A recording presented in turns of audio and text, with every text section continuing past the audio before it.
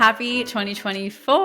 I hope you have had such a good holiday season. I hope your transition into the new year has been just what you needed, no matter how it looked, whether or not you made a vision board, whether or not you got all of your planning done, whether or not you have just been resting and hibernating, as we are technically meant to. So I hope this year has started off in a way that's exactly what you need. And I actually had a different episode planned for today. This is my first time recording in the new year. I typically record like 1 or 2 weeks ahead of time, if that. So it's my first episode post holiday season. And I had a really cool episode. I will record it for next week.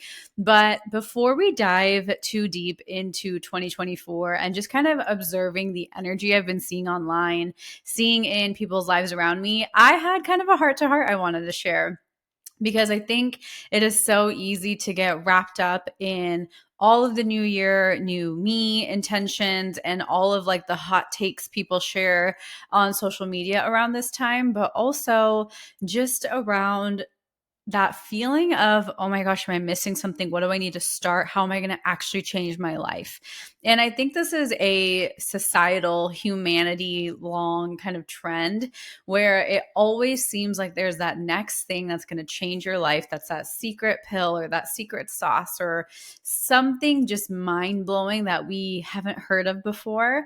And I feel like that just gets very amplified at this time of the year. And so, what I really wanted to share with you is a heart to heart, because I implemented what I'm about to share with you last year, and it completely changed the trajectory for my year. And I was actually able to make some of the biggest changes I've ever made in my life.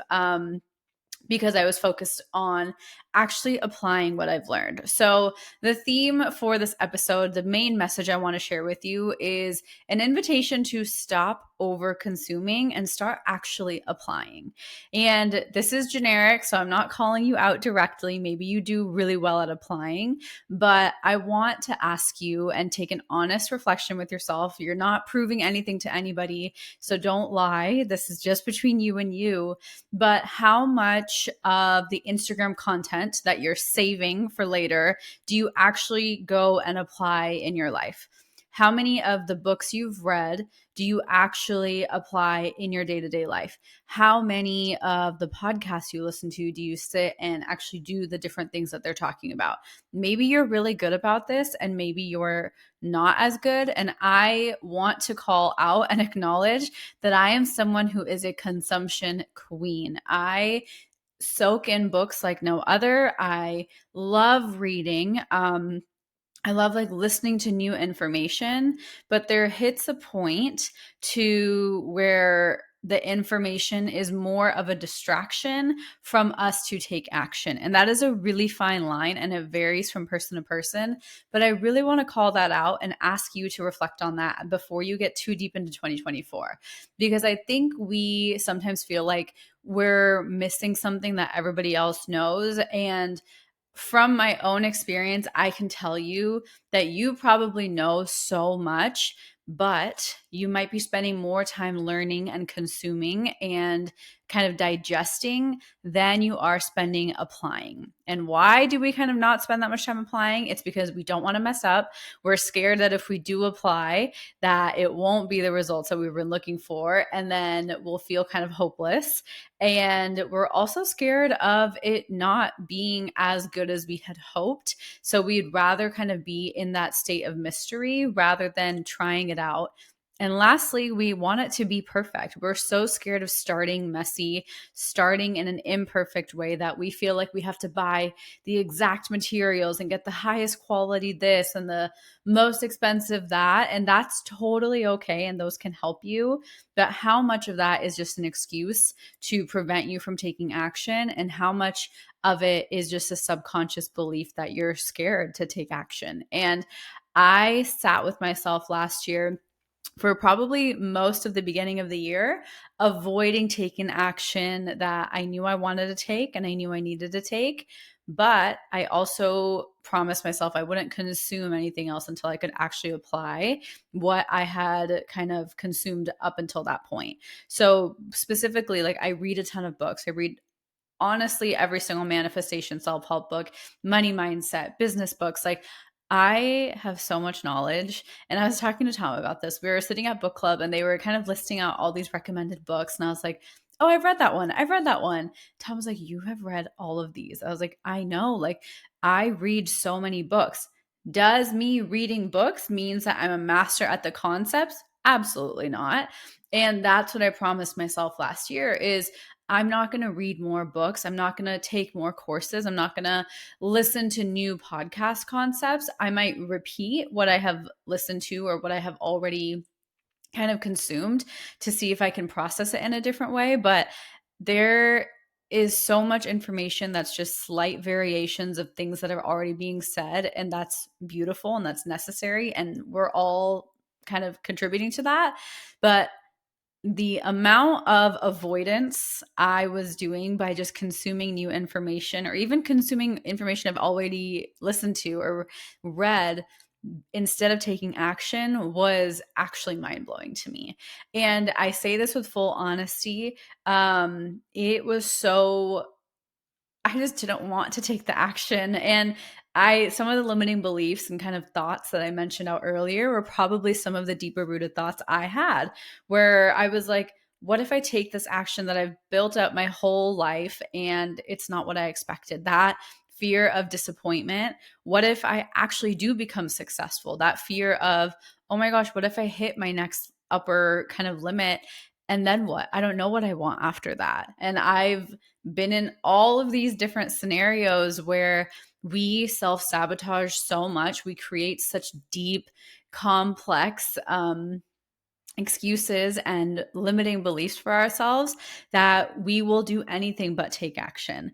And all I invite you to do is reflect with yourself and ask, have you been in an overconsumption spree? Whether it's the area of manifestation, whether it's the area of money mindset, whether it's starting a business, whether it's your skincare or your hair care, whether it's your health and fitness, whether it's like your gut health or your hormone balancing, like how much information do you know and how much of it are you actually practicing in your daily life that no one else can see that you are doing?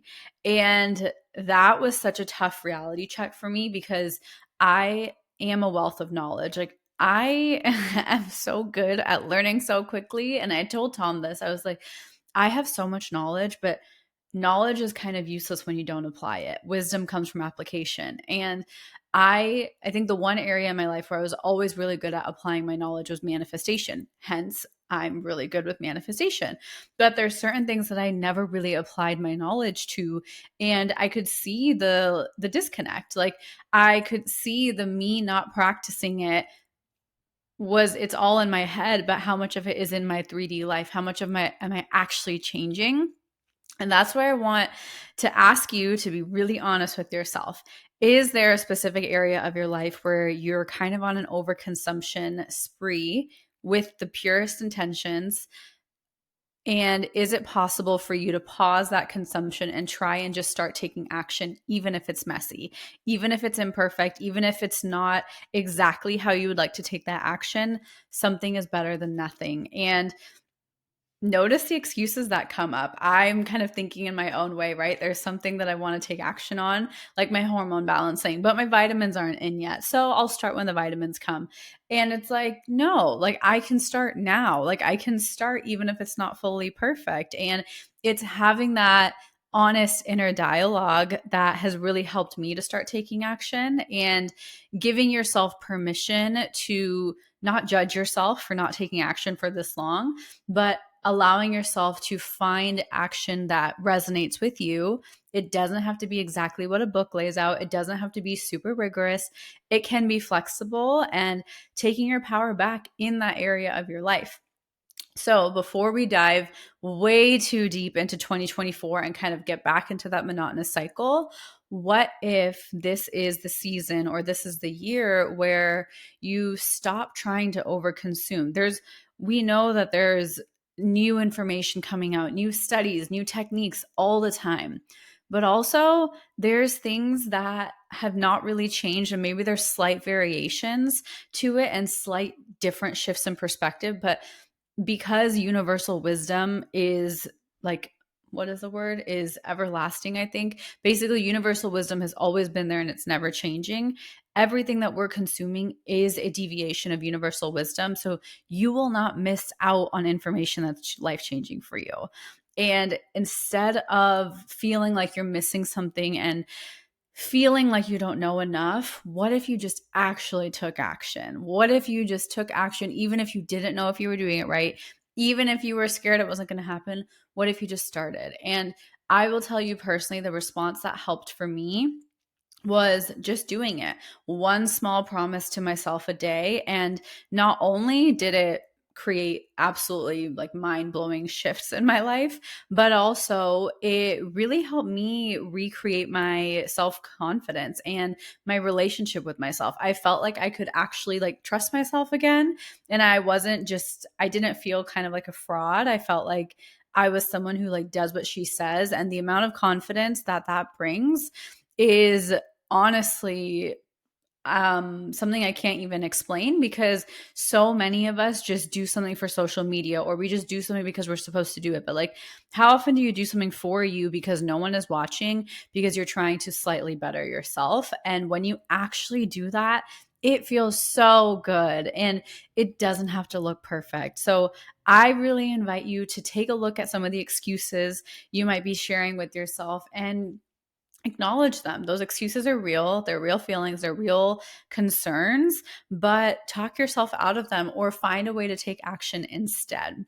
So, some guidelines on actually taking action. What really helps me is focusing on one area of my life. So, last year, the area of my life I was really focusing on was my business, was my purpose, my business. How do I want to show up in the world? And the first thing I did was I cut out all noise.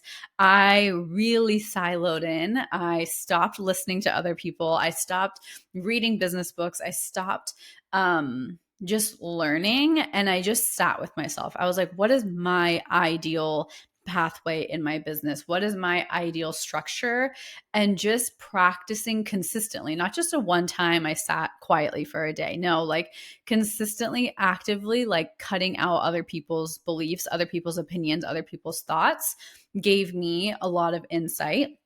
And then, secondly, just starting to chip away. Your to do list might be so overwhelming, and I know it feels like it might never end in a specific area, but just doing a small thing. And if you don't finish it that day, that's okay. But just trying, even sitting down and writing down, I tried and today it didn't work. But delegating that time and trying is so important. And play with different environments. Like for me, it helped me to like get out of the house because I work from home, and then I'll distract myself with like cooking and doing laundry and gardening, and I'm like, no, I should probably just sit and work. So I had to get creative and find a different place for me to work, and that really helped me. Now I can work from home again, but like when it's too overwhelming, changing environment is super helpful. And then lastly, it's like find one kind of template. If you can't figure out what you want to do, find one thing that you want to try and stick to, and try and stick to it a little bit for yourself. So, and it doesn't have to be every day. Consistency can look different every single day, but find one goal. Don't overcrowd it. Don't try and do 50 things at once. Try and just do one thing. Like we try and make these big, grandiose to do lists because we know technically our to do list will probably take like 10 hours, and we all have 24 hours in a day. But there is a lot of emotion and energy that's going into it. So pick one task. And if it takes you 5 minutes, fine, you did it. And then do it again tomorrow. So don't make it harder on yourself. Allow it to be easy, and don't feel shameful if it's easy. A lot of the times when you start doing something that you've been pushing off for a while, or you are kind of scared to implement, we think it's supposed to be really hard, but it's probably super easy, and we just have a lot of internal resistance. So stop judging yourself for skipping out on something that's easy, and really keep working on your self talk. So, if you're working on this in the area of maybe manifestation, pick one manifestation person you want to listen to or get inspiration from you, whether it's Abraham Hicks, whether it is me, which I would love, whether it's somebody else. Pick one person and see if you can stick to and follow that thought process for just a little bit. Give yourself a month, give yourself 2 months, and just stick to it. One last thing is when you are doing something for the results of it and you're not enjoying the process, I have found that to be one of the most detrimental things, because if you're doing it like it's homework, if you're doing it like, oh, I have to do this, that energy is not going to get you that far. It will get you a little bit, like it's better than nothing, but learning how to find a approach where you can actually have fun with it and you can feel good just in the momentary, like before, during, and after of doing that approach. So I always say this, like when manifesting as a lifestyle, I'm not focused on my end result of, I don't know, manifesting my dream home. I am focused on these affirmations made me feel really good right before, during, and after. And that is enough inspiration for me to come back to them tomorrow. I'm not saying those affirmations and looking for my dream home. I am saying those affirmations like, wow, that really inspired me today. Cool. And then moving forward, we oftentimes try and do things just to get a result, but finding ways to play with your mind and enjoy the process, enjoy the little mini action steps. Because one thing that really helped me, and I was planning on recording a podcast episode on this, is like understanding that your manifestation, I think about this a lot. Some of my biggest manifestations, right? Meeting Tom, our dream home that we're in, and like, I don't know, my dream car and my wedding, like all of those are like 1 second in time. And there's so much time before, there's so much time after. The manifestation arriving is probably the smallest detail. And that took me so long to actually process, to where I was able to say, I don't want to live my life hating and dreading every single moment until a manifestation arrives and then starting that cycle again. I want to enjoy the before, the during, and the after of manifestation in its entirety. And that understanding of a manifestation coming into your life is 1% of it. There is so much that goes into it before. There's so much that happens because of that manifestation, and learning to enjoy the entire journey, I think, is the biggest thing. And I think all you need to do is decide. I don't think there's an art to it. I think it's a decision of, hey, like, yeah, my manifestation isn't here yet. Yeah, I've been putting in tireless months affirming and doing this, but also I'm kind of enjoying it. I have become a little bit better. And it's a decision to constantly seek out the benefits of doing something, even if you're not getting the initial result that you started it for. There are benefits of all of the little things that you're probably going to be implementing for yourself. So I recommend picking one area of your life, whether it's manifestation, whether it's health and wellness, whether it's working out and fitness, whether it is, I don't remember all the other areas. But whatever area of your life, your business. I was like, what is the other one I kept talking about? So whether one area, pick that one area and focus on taking action, small, messy action, and see what that does for you. I really think that applying what I know gave me the most wisdom I could have ever asked for last year. And I feel so empowered that I don't feel the need to read and consume constantly. I am always going to be a student of life and I will always keep learning, but I'm also not learning as like it's like a school and I'm trying to pass or fail. I'm learning for the joy of learning, and I'm practicing for the joy of practicing, and I'm living for the joy of being a student of life and like having fun in the messiness of it. And it's a perspective shift that's completely changed my life. And I didn't know the best way to share it forward. So here is my best delivery. And I really, really hope it resonated with you. And if it did, let me know. Let me know in my DMs. I read every single one, and it means the world to me when you guys message me back. And so let me know if you might be adopting this intention or this kind of philosophy for a little while as we kind of dive deeper into 2024. So thank you for being here. As always, I love you, and I will see you in the next episode. Bye. Mwah.